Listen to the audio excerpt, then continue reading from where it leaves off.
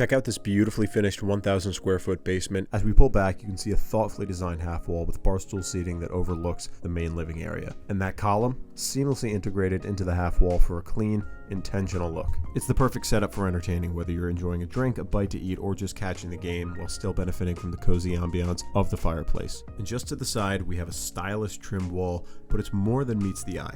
Tucked into the left-hand side is a hidden door that conceals utility access, keeping the aesthetic uninterrupted. Now, behind this half wall, you'll find a stunning kitchenette featuring custom cabinetry, rustic floating shelves, and eye-catching tile work. And as we make our way over here, a full bathroom equipped with modern vanity, an LED lit mirror, and a beautiful walk-in shower. Again, note the tile work, it really elevates the space. As we step back out, you get another look at the half wall and the openness of the overall layout.